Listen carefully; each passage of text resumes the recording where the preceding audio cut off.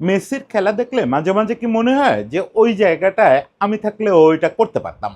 আপনাদের এই ফিলিংটা হয় কিনা জানি না, আমার এই ফিলিংটা মাঝে মাঝে কাজ করে যে এত সহজ মাঠে নামবো, ওই বক্সের আশেপাশে থাকবো বা মিডফিল্ডে থাকবো, একটু বল টল কেড়ে নিব, তারপরে একটা জোরে দৌড় দিব, দৌড় দিয়ে শুট করলে গোল পেয়ে যাব। খুব সহজ মনে হয় ব্যাপারটা। আজকে একটা রিয়েলিটি চেকের দিন ছিল যে আসলে ব্যাপারটা কত কঠিন।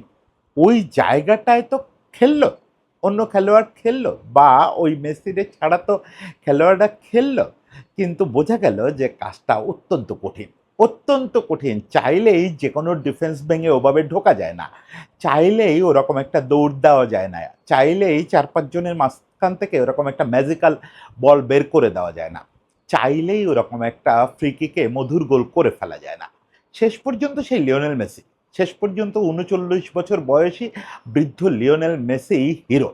শুধু আর্জেন্টিনার হিরো না, বিশ্বকাপের হিরো, এই পুরো পৃথিবীর হিরো।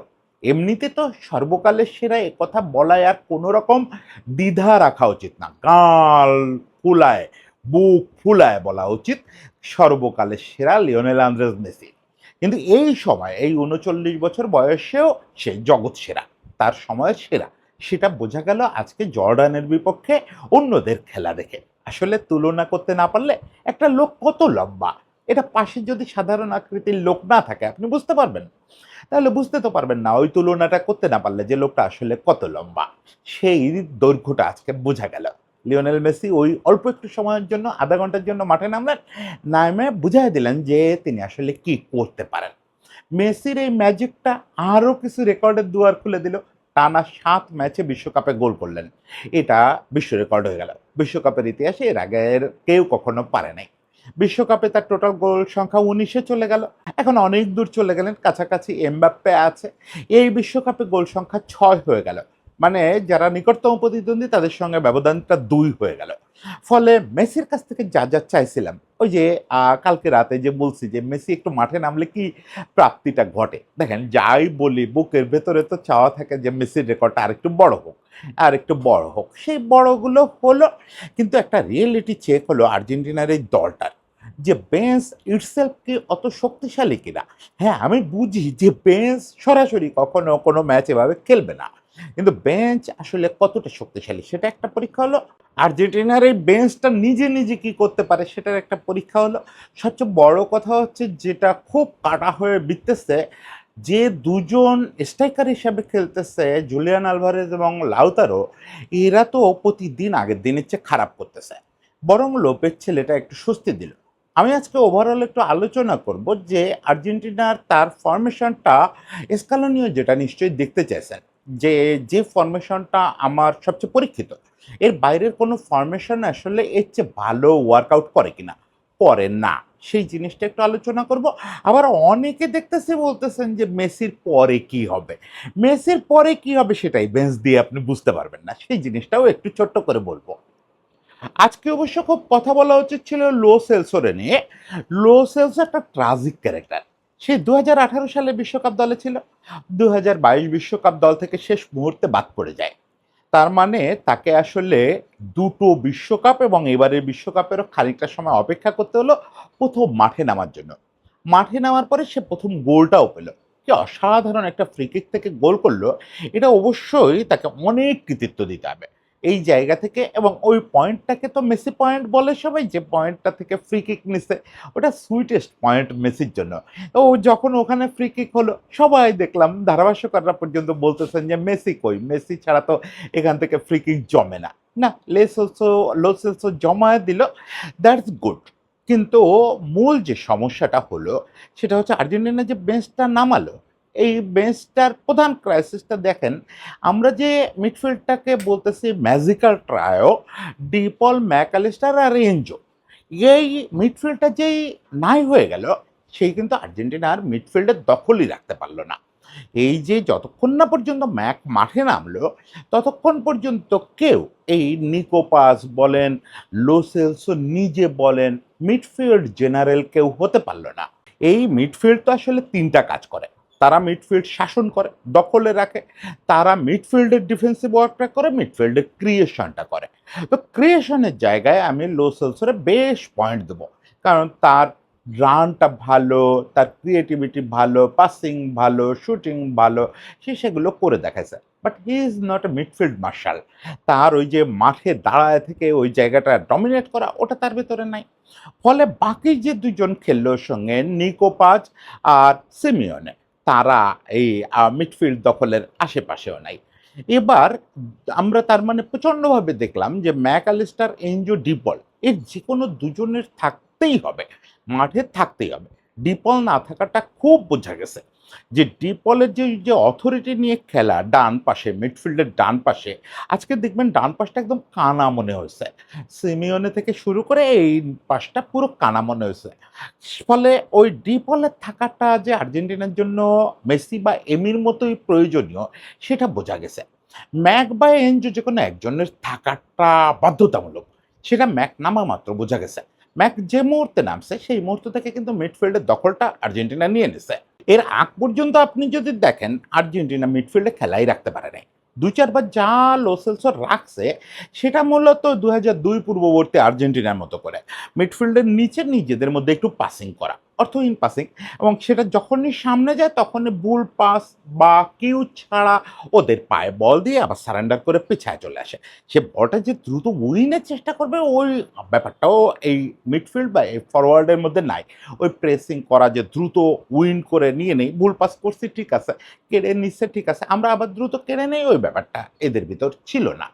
ভয়ানক হতাশাজনক হচ্ছে দুই স্ট্রাইকার, লাউতারো এবং জুলিয়ান আলভারেজ। জুলিয়ান আলভারেজ তো সম্ভবত তার ছায়ার চেয়েও খারাপ।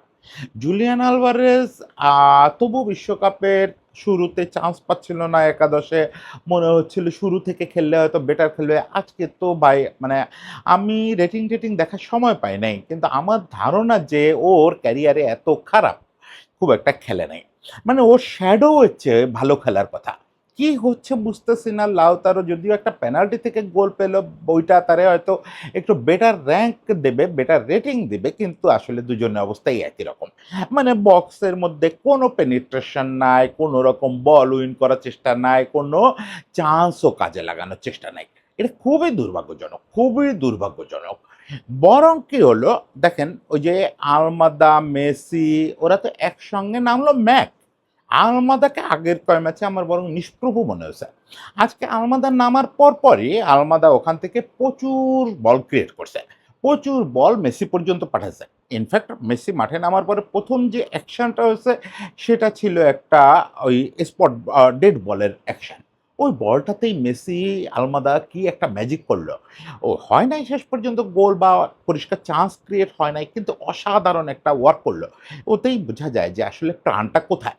এখন ঘটনা হচ্ছে এগুলো নিয়ে খুব বেশি কপচানোর তো কিছু নেই। এমন তো না যে ৩ মিডফিল্ডার মানে ডিপল, ম্যাক আর এনজো একসঙ্গে অসুস্থ হয়ে যাবে, এই ৩ জনকে একসঙ্গে রিপ্লেস করতে হবে নকআউটে কোনো এক ম্যাচে। এরকম তো ওপরওয়ালা না করুক, কোনো আশঙ্কা নাই। একজন ইনজুর্ড হইতে পারে, ২ জন ইনজুর্ড হইতে পারে, তাও যে সেটআপটা থাকবে খুব সুন্দর। পারেদেস এদের সঙ্গে ম্যাক বা এনজো কারোর সঙ্গে মিললে পারেদেসও ভালো। পারেদেস আজকে খুবই বাজে মনে হয়েছে, কিন্তু সেটা হচ্ছে ও কোনো ক্লু খুঁজে পাচ্ছিল না ও কি করবে। ফলে এখানে আসলে ওই যে ম্যাক বা এনজো যে কোনো একজন ডিপল, এটা থাকলেই আসলে মিডফিল্ডটা ফাংশন করবে। আমি মিডফিল্ড নিয়ে দুশ্চিন্তিত না, আমি সবচেয়ে বেশি দুশ্চিন্তিত ফরওয়ার্ড নিয়ে। যদিও আজকে দুটো গোল মেসি ছাড়া আসছে, মেসি নেমে মেসির গোলটা করছে, কিন্তু খুবই দুশ্চিন্তা রয়ে গেল, খুবই দুশ্চিন্তা রয়ে গেল যে মূল যে স্ট্রাইকার দুজন যাদেরকে রোটেশন করে স্কালোনি খেলাবে, তারা তো কোনো রকম কোনো বাইট করতে পারতেছে না, তারা কোনো থ্রেডই ক্রিয়েট করতে পারতেছে না। ওরা থাকা আর না থাকা, বরং না থাকলে মনে হয় যে স্পেসটা একটু বেশি পাওয়া যেত। মাঝে মাঝে মনে হচ্ছে ওরা না থাকলেই তো ভালো হতো, এই জায়গা থেকে অন্যরা দৌড় দিতে পারতো। ইভেন এই যে Manuel Lopez, Jose Manuel Lopez ছেলেটার নামলো, ওর স্কিল টের পাওয়ার সময় পায়নি। ও তো নামলো অল্প একটু সময়, বোধহয় ৮-১০ মিনিট খেললো। বাট ওর ফিজিক্যাল প্রেজেন্সটা, ও তো এদের চেয়ে ফিজিক্যালি অনেক শক্তিশালী এবং লম্বাও মনে হলো এদের চেয়ে। ফলে ওর ফিজিক্যাল প্রেজেন্সটা ওখানে একটা প্রভাব ফেলছে, এবং ওর বল উইনিং মেন্টালিটি দেখা গেছে। বল যেই হারাক, ও নিজে না, বল যেই হারাক ও বাঘের মতো ঝাঁপায় পড়ে। বল কেড়ে নিতে হবে। সেটার জন্য যদি ওই লোকের পেছন, পেছন দৌড়ায় নিজেদের হাফে চলে যেতে হবে, ও যাবে। ওর এই ২-৩ বার দেখলাম এই অ্যাপ্রোচটা আছে। বল হারানো বল সহ্য করতে পারে না। That's good sign, that's good sign. ও মানে জেনুইন পোচার না শুধু। পোচার তো বটেই, মানে বক্সে থাকা স্ট্রাইকার, কিন্তু ওই বাঘের মতো মেন্টালিটি আছে যে বল আমার লাগবে। এবং চান্সটা ক্রিয়েট হয় নাই বলে আমরা বুঝতেছি না ওর ফিনিশিং কেমন। আলমাদার সঙ্গে একটা 1 টু 1 করলো, আমার কাছে বিউটিফুল মনে হয়েছে। ফলে স্কিল সেট খুব খারাপ। এখন এই রায়ও দিয়ে দেওয়া যাচ্ছে না, ভালোও বলার সুযোগ নেই, সেরকম টাইম পায় নাই। চান্স পায় নাই, ফলে বোঝা যাচ্ছে না যে ফিনিশিং কেমন। নিশ্চয়ই ফিনিশিং ভালো বলেই স্কালোনি ডাকছে। আমি বরং প্রেফার করব যে হোসে ম্যানুয়েল লোপেসকে রোটেশনে খেলানো যাক। মানে আলভারেজ, লাউতারো যেকোনো একজনকে তো রাখতেই হবে। এক্সপেরিয়েন্সের তো একটা মূল্য আছে। ওরা একজন হয়তো স্টার্ট করবে বা লোপেজও কোনো ম্যাচে স্টার্ট করতে পারে। ওদের ৩ জনকেই রোটেশনে অ্যাকসেপ্ট করা। মানে শুধু ব্যাপারটা ওদের ২ জনের মধ্যে না আটকানো। ওরা তো রাতারাতি খারাপ খেলোয়াড় হয়ে যায় নাই। ওরা তো ভুবনজয়ী খেলোয়াড়। কিন্তু যেকোনো কারণে হোক এখন একদমই ফায়ার করতেছে না। একদম ভেজা বারুদ হয়ে গেছে। ফলে এই মুহূর্তে লোপেজকে আসলে মেইন স্ট্রিমে আনা দরকার। তাকে ওই স্পেসটা দেওয়া দরকার যে তুমিও দেখো তো কি করা যায়। তাহলে হয়তো কিছুটা উন্নতি হবে ফরওয়ার্ডের। একদম স্ট্রাইকার লাইনটার কিছুটা উন্নতি হবে। মিডফিল্ডের কথাটা এটা নিয়ে চিন্তা করার কিছু নেই, আগেই বললাম। ফরওয়ার্ডেরও এটা একটা সমাধান হতে পারে। ডিফেন্সে যেটা আমি আগেও বলছি, ডিফেন্সে আসলে এর থেকে আর মানে আগানোর পিছানোর কোনো জায়গা নাই। ওই কুটি রোমেরো আর লিসান্দ্রোকে আপনার লাগবে। এটা আজকে বহুবার বোঝা গেল, বহুবার বোঝা গেল। এসেন্সি বলেন, বলেন, ওটামেন্ডি বলেন, আমার খুব প্রিয় মানুষ ওটামেন্ডি, খুব প্রিয় ক্যারেক্টার। কিন্তু এখন যে পরিমাণে বল লুজ করে, যে পরিমাণে বল লুজ করে, ডুয়েল মিস করে, এরিয়াল বল মিস করে দুজনই, মনে হলো ডিফেন্সে আসলে কেউ নাই। ট্যাগলাফিকো বরং অফেন্সিভ ওয়ার্কে অনেক বেশি কাজ করছে। ট্যাগলাফিকো সেই কারণে আমি তার একটু মানে নেগেটিভ মার্কিং কম দিতে রাজি। কিন্তু এরা দুজন তো ভাই জেনুইন সিবি হিসাবে খেললো একদমই হলো না। একদমই হলো না। ফলে কুটি রোমেরো আর লিসান্দ্রোর কেউ যদি না থাকে, মিডফিল্ডে যেটা রসিকতা করলাম যে একসঙ্গে ওরা ৩ জন থাকবে না, এটা তো হতে পারে না। কিন্তু কুটি রোমেরো, লিসান্দ্রো কেউ যদি না থাকে তাহলে কি হবে, এটা নিয়েও আমি ভয়াবহ শঙ্কিত, ভয়াবহ শঙ্কিত। তবে সুখবর হচ্ছে যে ফ্লাঙ্ক নিয়ে, মানে ২ ফুল ব্যাক নিয়ে এই টুর্নামেন্ট শুরুর আগে খুব দুশ্চিন্তা ছিল। ২ ফ্লাঙ্কে কিন্তু অনেকগুলো বিকল্প তৈরি হয়ে গেছে। যেমন বাম পাশে মেদিনা খুব ভালো করতেছে। ডান পাশে মন্টিয়েল বা মলিনা যে খেলতেছে ঘুরায় ফিরায়, ওরা খারাপ খেলতেছিল না। কিন্তু আমি বরং মনে করি ট্র্যাডিশনাল ফুলব্যাক না খেলায় বারকো ছেলেটাকে রেগুলার স্টার্ট করানো উচিত। আপনি দেখেন বারকো আজকে যখন নামলো, বারকো নামার পরে কিন্তু বারকো টোটাল ডান পাশের চেহারা বদলায় দিছে। এই ছেলেটা যে পরিমাণে অ্যাটাক করছে এবং যে পরিমাণে ডুয়েল জিতছে, এ তো অসম্ভব এনার্জেটিক একটা ছেলে, অসম্ভব এনার্জেটিক একটা ছেলে। কখনো, কখনো মনে হচ্ছে ও মূল প্লে মেকার হিসাবে খেলতেছে। ওই যে কি পরিমাণে চান্স ক্রিয়েটের চেষ্টা করছে, কি পরিমাণে চেষ্টাটা করছে এবং অবিশ্বাস্য ধরনের ক্রিয়েটিভ স্ট্রেংথওয়ালা ছেলে। এইটা আমি খুব কম দেখছি। এই ছেলেটার যে বৈশিষ্ট্যটা একই সঙ্গে ক্রিয়েটিভ আবার একই সঙ্গে পাশবিক স্ট্রেংথ আছে। বল উইন করার ওই ভয়াবহ মেন্টালিটি আছে। সাধারণত এই কম্বিনেশনটা একসঙ্গে হয় না। ফলে বারকোকে আমার মনে হচ্ছে যে একটু স্টার্টিংয়ে যে রেগুলার জায়গা দেওয়ার কথা ভাবা উচিত স্কলনির। যাই হোক, এগুলো উনি আমাদের চেয়ে অনেক ভালো বুঝবেন। ওনার ভাবনাটা ওনাকে বুঝতে দেয়। আর অনেকে দেখলাম একটু হাই হুতাশ করতেছেন যে মেসি না থাকলে কি হবে? আমি না থাকলে কি হবে?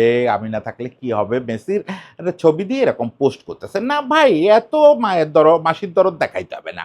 ওটা মায়েরা ভালো জানে। ওটা Lionel Messi, Lionel Scaloni, আইমার, Samuel, আয়েলা তারা খুব ভালো জানে মেসি পরবর্তী যুগে কি করতে হবে। আপনার কি ধারণা মেসি পরবর্তী যুগে এই বেঞ্চ হচ্ছে মূল দল হবে? এই আর্জেন্টিনা সম্পর্কে এই ধারণা।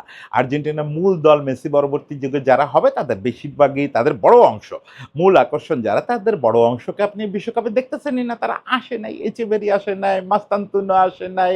এরকম যারা ওই সময়ের জেনারেল হবে, ওই সময়ের ক্রিয়েটিভ মাস্টার হবে, তাদের তো দেখেন নাই। আলমাদাও সেই পজিশন এখনো পায় নাই।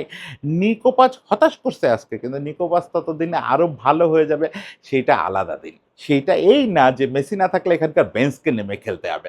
আর ম্যাকঅ্যালিস্টারও কালকে মেসির সঙ্গে রিটায়ার করবেন না, ইয়েও কালকে রিটায়ার করবে না, এনজোও কালকে রিটায়ার করবে না। ফলে মেসি কালকে গেলেই কি হবে এই নিয়ে অন্যদের দুশ্চিন্তায় ভুগে লাভ নেই। ওই দুশ্চিন্তাটা লিওনেল স্কালোনিকে করতে দেন। আপাতত মেসিকে উপভোগ করেন, মেসির ১৯ টা গোল উপভোগ করেন, মেসির ৬ টা এবছরের গোল উপভোগ করেন, মেসির টানা ৭ ম্যাচে গোল উপভোগ করেন। একটা ঐশ্বরিক পারফরম্যান্স উপভোগ করেন যে কি একটা জিনিস। এটা টিভিতে দেখলে মনে হয় আমিও পারি। কিন্তু আসলে যে ওইটা একজনই পারে, পৃথিবীতে একজনই পারে সেইটা বোঝার সময় চলে আসে। সেটা জোর গলায় বলার সময় চলে আসছে যে, "Leo, you are one and only." সবাই ভালো থাকবেন। সবার জন্য শুভেচ্ছা।